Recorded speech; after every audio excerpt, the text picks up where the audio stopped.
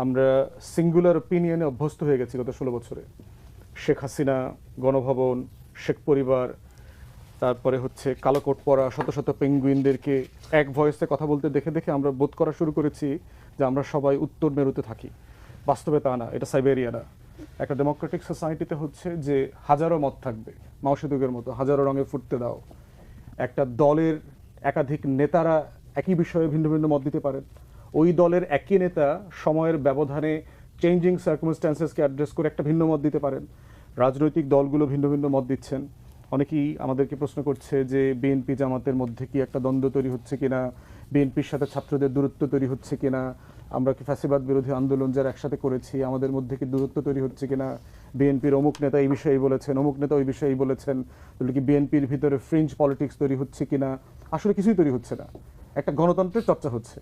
16 বছর ধরে যেই ফুলটাকে আমরা ফুটতে দেখি নাই, ফোটার পরে সবাই শকড হয়েছে যে কি ব্যাপার, এই ফুল তো এই বাগানে দেখি নাই। এটা এটা চলতে থাকতে হবে, চলতে চলতে আমরা অভ্যস্ত হয়ে যাব। মির্জা ফখরুল সাহেব ওনার মত দিয়েছেন, ওটার কাউন্টারে আরেকটা পলিটিক্যাল লিডার আরেকটা মত দিয়েছেন। এই মত আলাপ তর্ক বিতর্কের মধ্য দিয়েই তো সমাজ পলিটিক্যালি ম্যাচিওর হয়। যেটা হয় যে আপনার যে নদীতে জোয়ার ভাটা হয় না সেটাতে শ্যাওলা পড়ে যায়। গত 16 বছরের ফ্যাসিবাদী শাসনের কারণে যেটা হয়েছে, এই জাতির রন্ধ্রে রন্ধ্রে শ্যাওলা পড়ে গেছে। এখন সাডেনলি যখন জোয়ারের বৃষ্টির নতুন পানি এসছে, পলি এসছে ভূমিতে, মাটিতে, তখন কৃষক আনন্দিত হওয়ার কথা। তো কিন্তু কৃষক আনন্দিত না হয়ে যদি অন্য যারা কৃষিকাজ করে না সে বোধ করছে এখানে বন্যা হচ্ছে। তো আমরা যারা গণতন্ত্রের কৃষক আমরা দেখতে পাচ্ছি যেখানে আসলে পলি পড়ছে, এই মাটিটা উর্বর হচ্ছে, বৃষ্টির নতুন পানি এসছে গণতন্ত্রের আকাশে, শ্যাওলাগুলো সরে যাচ্ছে। অতএব এই প্রবাহর মধ্যে দিয়েই হচ্ছে একটা রাষ্ট্র রাষ্ট্র আকারে হাজির হয় এবং থাকে।